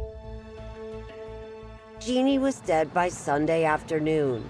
As the crime investigation continued, authorities focused on gathering evidence: a blue washcloth, a red t-shirt, a bath towel, blood scrapings from the sink, along with a comforter, were collected and taken for DNA testing.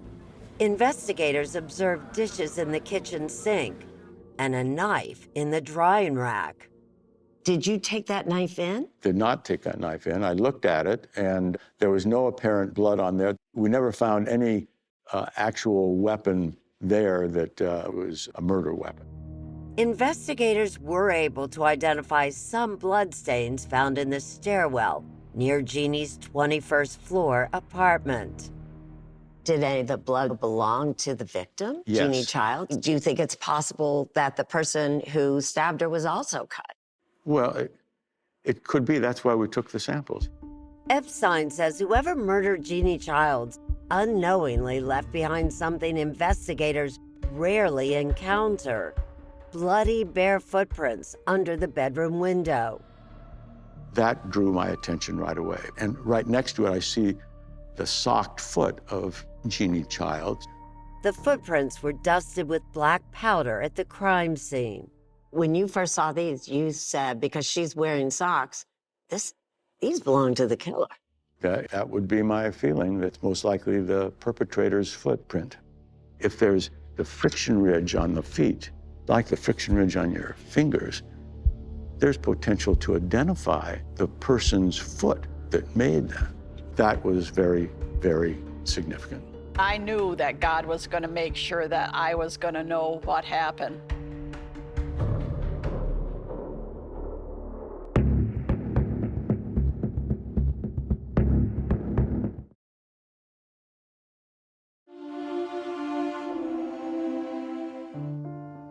Everyone said she looked like me. These are pretty precious.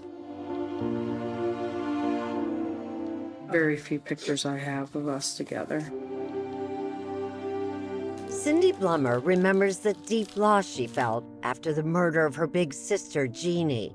A lot of sadness when you wanted to pick up the phone and call your sister. I needed my sister. I wanted to talk to her, wondering what actually took place. Who did this? Although her sister was 12 years older, Jeannie's playful spirit made an impression on Cindy growing up. Lionel Richie was one of her favorite. And as soon as she would hear him play, her fingers would start snapping and she would dance around. But those good times were few and far between. Betty Ekman says she first noticed a change in her eldest daughter when she was a preteen.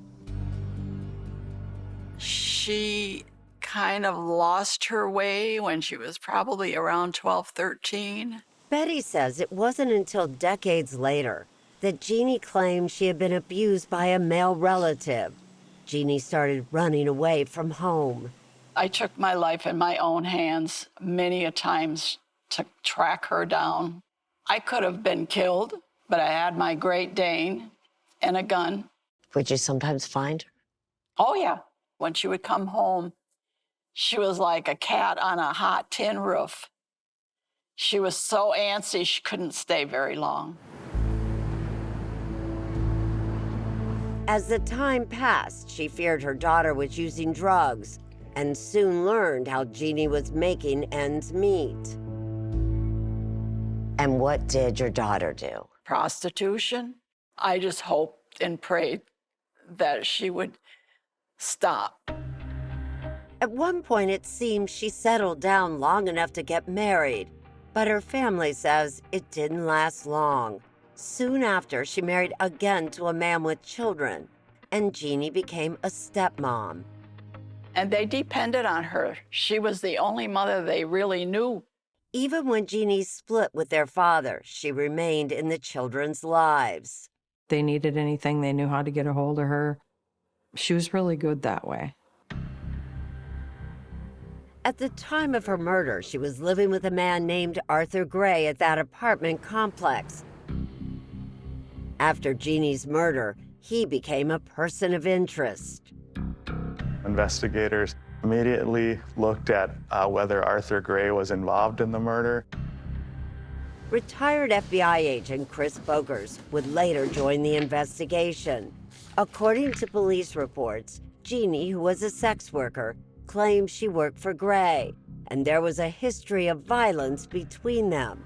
At the crime scene, authorities found hairs stuck to Jeannie's left hand, and one of those hairs matched Gray. But Boker says the case against Gray started to fall apart pretty quickly. Arthur Gray, as a resident of that apartment, it makes sense that his hairs would be throughout the bedroom. And Arthur Gray said he wasn't even in town, but on a motorcycle trip in Milwaukee, Wisconsin, the weekend Jeannie was murdered. He had a really solid alibi that he was out of town that weekend that was corroborated by others. Authorities compared the unknown bloody footprints in the apartment to Gray's footprints and determined they weren't his. Do you know how many other possible suspects, persons of interest, whose footprints were compared to those left in Jeannie's apartment? There were multiple people whose footprints were compared to the footprints that were left in Jeannie's apartment. You could see that in the case file, that a lot of effort was put in attempting to solve Jeannie's case. According to the case file, on the day of the murder, a witness in the apartment building told police she saw Jeannie with a tall blonde man wearing a trench coat. We had no way to track down who that may or may not have been. Investigators never found the man. Despite efforts to find Jeannie's killer, the case slowed to a crawl. Months turned into years, and then decades. How often would you call the police trying to get an update to find out if they had anything new on this case? Many times as I could, but I never let a year go by without reminding them. In 2015, the Minneapolis Police Department began digging deeper into unsolved cases, and Jeannie Child's murder was one of them. Jeannie's family had no idea, but investigators were hoping science would help them solve the case. Technology is so much more refined and rigorous than it was in 1993. Agent Boker says they discovered that a blood sample found near Jeannie's blood in the stairwell of her apartment building had matched to a man named John Eswine. In 2015, investigators interviewed Eswine, who was in prison for violating probation on a drunk driving offense. Do you have any idea why your DNA would be in that building, your blood would be in that building? No. Okay. My blood was in that building? Yeah. If you found my blood somewhere, all I can think of is that I must have fallen down somewhere. And Eswine told investigators he was in the building once in 1991, 2 years before Jeannie's murder. He easily volunteered his DNA. He also allowed his footprints to be taken. Then his footprints were compared to the bloody footprints in Jeannie's bedroom. According to a lab report, the footprints were inconclusive, and Eswine's DNA was not found inside Jeannie's apartment. The mystery only deepened. Investigators knew from the case file that there were DNA profiles discovered at the crime scene that had never matched to anyone. Andrea Fea, a forensic scientist with the Minnesota Bureau of Criminal Apprehension, performed additional testing on the evidence that was collected back in 1993, and she noticed something unusual about one of the unknown DNA profiles. That DNA profile repeated itself throughout the crime scene. It was on the comforter, it was on the blue towel, it was found on the blue washcloth, and the red t-shirt. Correct. And on the sink. Yes. Those were the only areas that we tested that ended up matching each other, essentially. Investigators then turned to investigative genetic genealogy for answers. The unknown DNA profile was submitted to genealogy websites, including myheritage.com. The forensic genealogist indicated that she had a match, potentially 2 brothers here in Minnesota. And one of the brothers was a man named Jerry Westrom. He was a well-respected member of the community. People were surprised.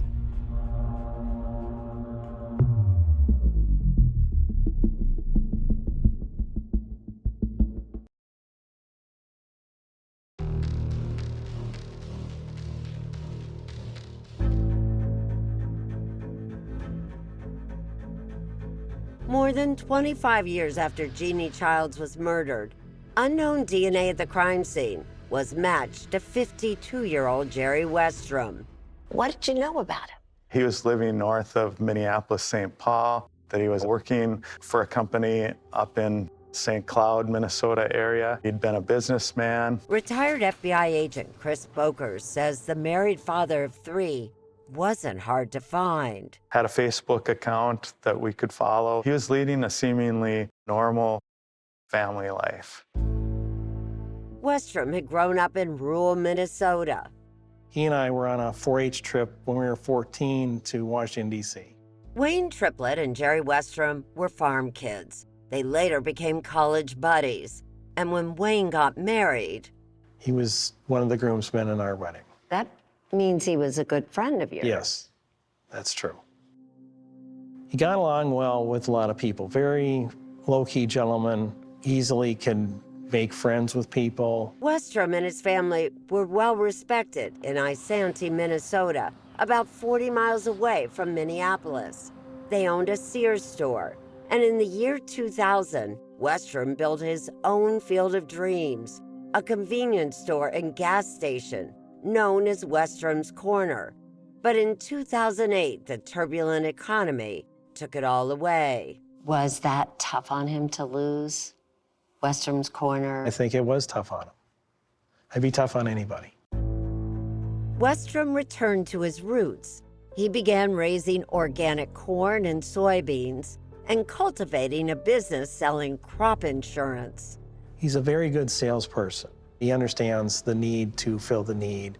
He understands how to communicate, and people have to be comfortable with you to close on business. Wayne never imagined that the even-tempered friend he's known since their teenage years would become the prime suspect in a violent murder case.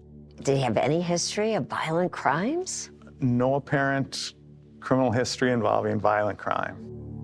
Jeannie was stabbed over 60 times, and here's this man, no history of violence, and this is the guy who might have killed her? Well, it gave some pause that that level of violence and that type of crime, we kind of expected it would be somebody that maybe had been arrested multiple times. So yes, that does give a little pause. Investigators were anxious to confirm that the unknown crime scene DNA was indeed Jerry Westrom's. But to do that, they needed to track him down. We needed to obtain DNA from Jerry in order to compare it to the unknown DNA from the scene. Forensic scientist Andrea Feya. And what did you tell them would be the best DNA if they could get it?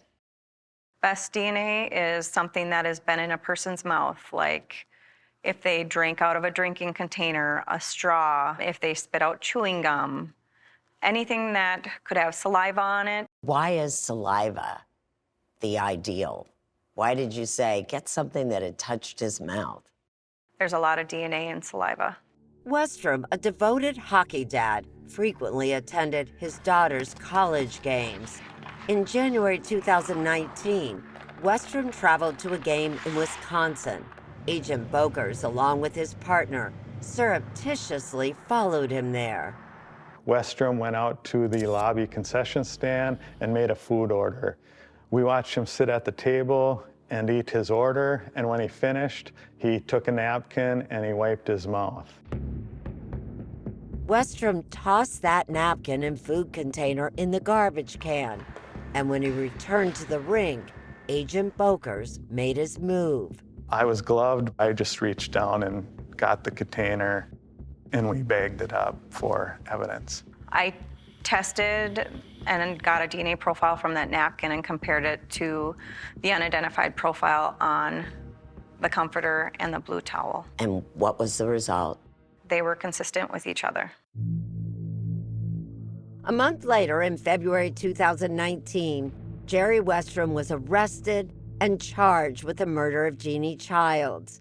As you sit here right now, Wayne, do you believe that Jerry Westrom is the one who killed Jeannie Childs? Definite no, not a chance. Definite no. Definite no, not a chance. In a videotaped interview at the jail, Agent Bokers and his partner questioned Westrom. Does this lady look familiar to you at all? Okay, her name is Jeannie Childs. Okay. And she was found in her building, in her apartment, deceased. Do you know anything about that at all? No. Okay, do you think you would have ever had sex with her? I doubt it. In 93, would you have been with a prostitute? No. WCCO TV senior investigative reporter Jennifer Mayerly. He doesn't give much in the interview, but what he doesn't say almost says more. What do you mean? He doesn't ask any questions about what happened, about why he's there, about why they're looking at him. Jerry Westrom had no history of violent crime, but it seems he had been keeping a few secrets from his friends.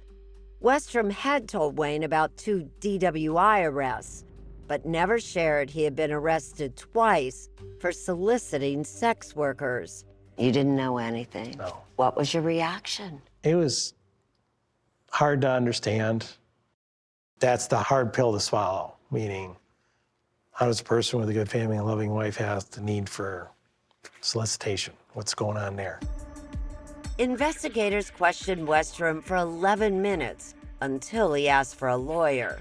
He was then handcuffed and spent the night in jail. And the following morning, we went to the jail with Minneapolis Crime Lab personnel, and they obtained his footprints. 48 Hours legal consultant Julie Rendelman says the footprints were important because Westrom's DNA was not the only DNA recovered there. DNA that was recovered was from multiple individuals. If you don't have anything else, that in and of itself does not establish beyond a reasonable doubt that Jerry Westrom is the person that committed this crime.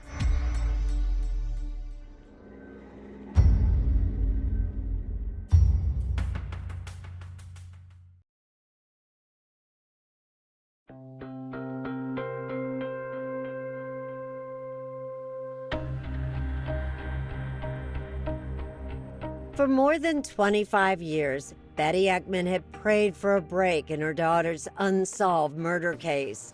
In February 2019, her prayers were answered. I got a phone call and he said, I'm the detective that worked on your daughter's case. And I said, okay, what's going on? We found him. And I got goosebumps all over me and I said, are you sure? He said, yes, we got him. But when Cindy Blummer learned the name of the suspect in her sister's murder, she had trouble believing it. I said, no way. No way. Jerry Westrom was a familiar face who lived in their town of Isanti, Minnesota. I'd seen Jerry because our boys played hockey. He's tall, he kind of stands out. He also owned the business, the gas station. The hockey dad and local businessman was now charged with murder. Westrom was later indicted by a grand jury and pleaded not guilty. Westrum's DNA, according to forensic scientist Andrea Fea, found on the comforter and towel in the bathroom, was identified as semen.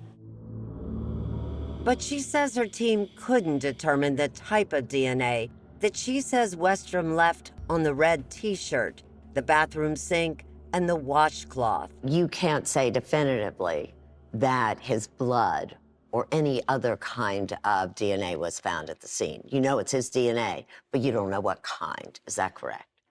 Correct. I don't know how it was deposited, essentially. You say DNA to general Joe public, well, that's a slam dunk.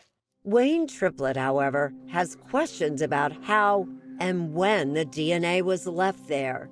There's no timestamp on DNA. Despite advances in DNA technology, there's no way to know how long Westrum's DNA had been there. And Wayne says the evidence only suggests one thing. That just doesn't mysteriously show up. He had to be there. So you think he probably was in that apartment at some point? You know, you can't run from that evidence. He had to have been there. Don't get there by accident. You don't believe he was there the day that Jeannie Childs was murdered? I don't. 48 Hours legal consultant Julie Rendelman says the evidence in this case does raise questions. According to lab reports, there was other DNA from semen discovered on Jeannie's purple panties that does not match Westrum. Whose DNA it is remains even today a mystery. And that wasn't all. There was DNA from other individuals that did not belong to Jerry Westrum, but clearly belonged to a male source. Rendelman points to that DNA found in the stairwell, close to bloodstains identified as belonging to Jeannie Childs. Jerry Westrum's DNA is not in the stairwell, but we know that there's at least one other person whose DNA blood is found in that stairwell. Remember, that stairwell DNA matched John Eswine. When investigators interviewed him, he couldn't recall how his blood ended up in the stairwell, not far from Jeannie Childs' apartment on the 21st floor. His answers were a bit peculiar, I found. And the reason I say that is because he actually described being there one time. And why does that bother you? So it bothers me because how the heck would he remember when he's interviewed all these years later that he was there, but only there once? And the one time he says he was there was years before the murder. It felt a bit convenient. We reached out to John Eswine for comment, but he didn't respond. He has never been charged in this case. Rendelman also points out that before Jerry Westrum's DNA was identified at the crime scene, authorities had discovered a mixture of DNA types on the comforter.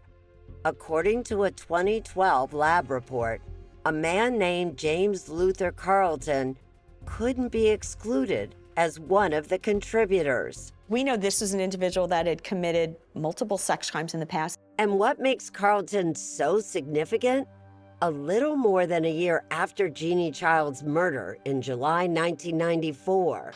Sometime between last Thursday and Monday, someone entered this one-bedroom uptown apartment and murdered Jody Dover. 26-year-old hospital worker Jody Dover was stabbed to death in her Minneapolis apartment. Jody's murder was eerily similar to Jeannie's murder. Jody's killer had also left behind bloody footprints.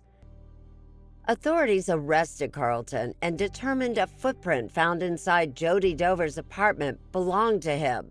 He was convicted of her murder in 1995 and is serving a life sentence. 48 Hours can't confirm if he was ever questioned around the time of Jeannie Childs' murder. We reached out to Carlton. He declined our interview request. Carlton's criminal history was a red flag for Westrum's defense team. Attorney Stephen Meshbesher told our CBS station, WCCO, that it was a rush to judgment in this case. You need to do the investigation first. Find out what the facts are, find out what the evidence is, and then determine the charge. Now they're charging it first. Were the footprints Jerry Westrum's?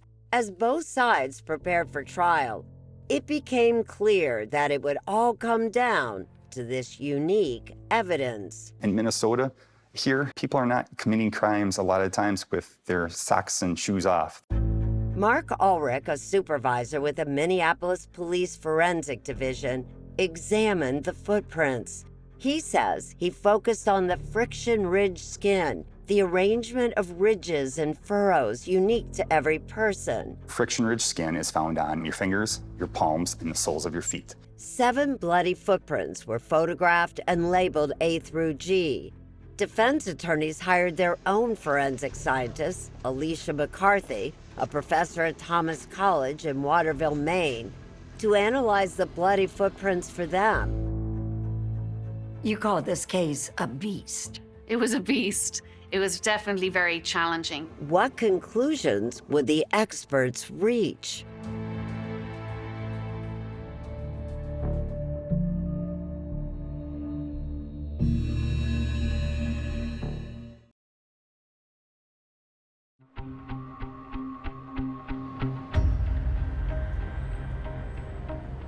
Was Jerry Westrom just a customer who had left his DNA in Jeannie Child's apartment previously?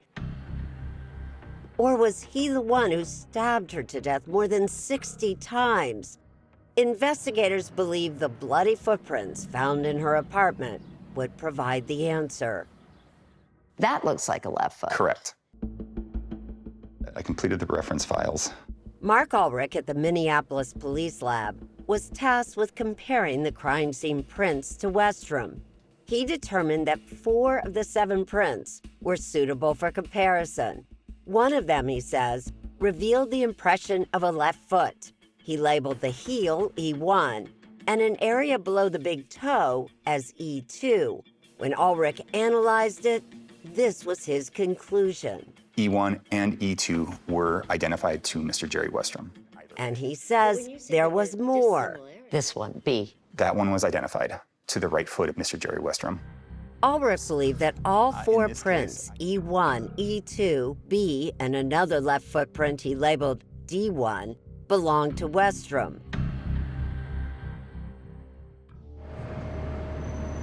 As the trial date approached, forensic scientist Alicia McCarthy, who had been hired by the defense, was asked to verify Ulrich's work.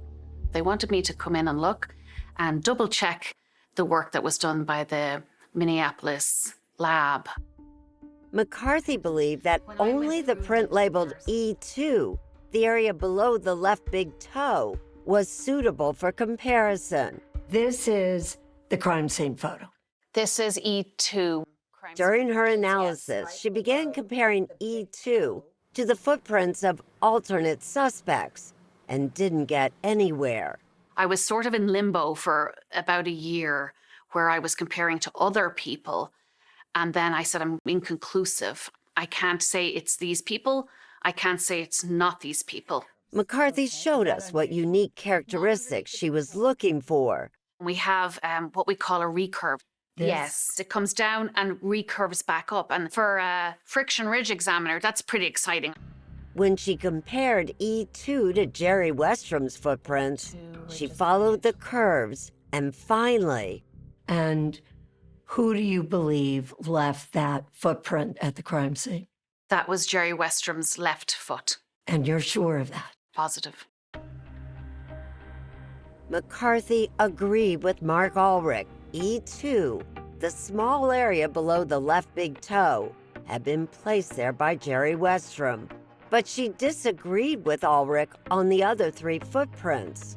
I went through and did the comparisons that Mark had made identifications with. I didn't agree with him. She believed those 3 prints didn't have enough detail. There wasn't enough for that very high threshold to say an identification and go to court in front of a jury and tell them that this impression belongs to Jerry Westrom. That's her decision, and I have no qualms about what she did. I just know the quality of my work, and I know what I stand by.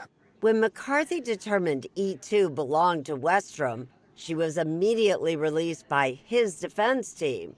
Both experts would then testify for the prosecution. Opening statements today in the trial of a hockey dad accused of a murder nearly 30 years ago. In August 2022, Jerry Westrom went on trial for Jeannie Child's murder. He had been out on bond.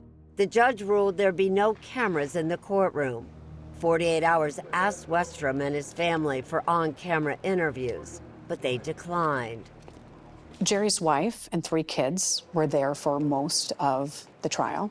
Jennifer Merrily covered the trial. Jerry and his wife would walk into the Hennepin County Government Center holding hands.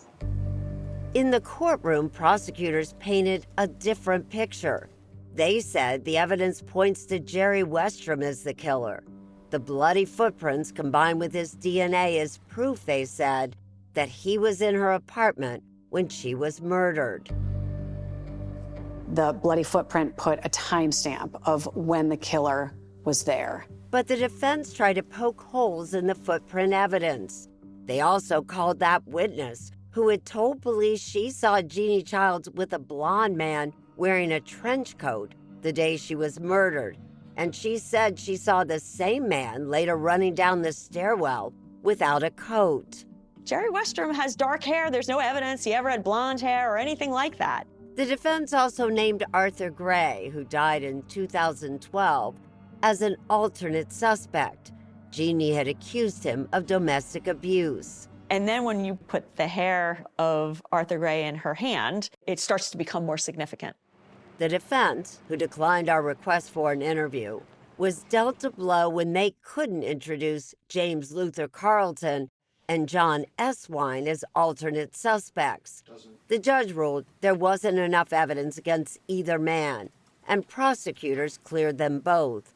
So the jury never heard that expert analysis of their footprints had been inconclusive. I think it was incredibly damaging to the defense's case.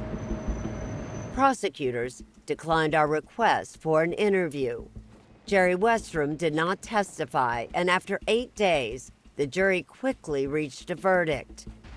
Guilty. The jury Westrom guilt first and second-degree murder. The jury came back quite quickly and convicted Jerry Westrom of the top count, which was murder in the first degree. They also found him guilty of murder in the second degree.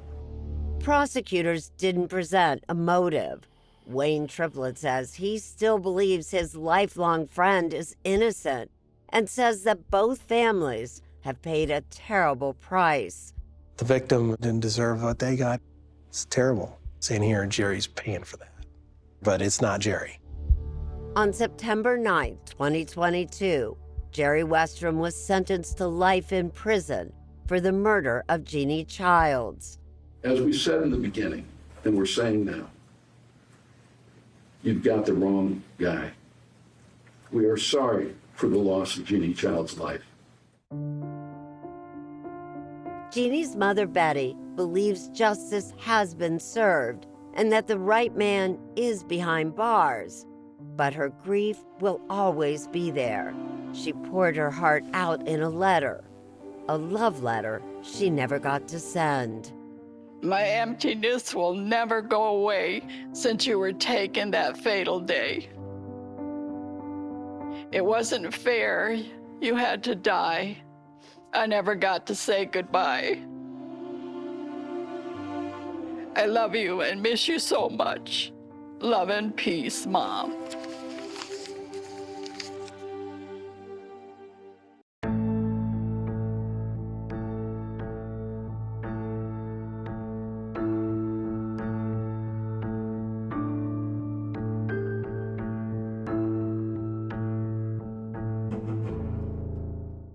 I can only describe it as evil, something horrible. From 48 Hours, this is Trained to Kill, the dog trainer, the heiress, and the bodyguard. He couldn't control his obsession. Who was the hunter and who was the hunted? Follow and listen on the free Odyssey app or wherever you get your podcasts.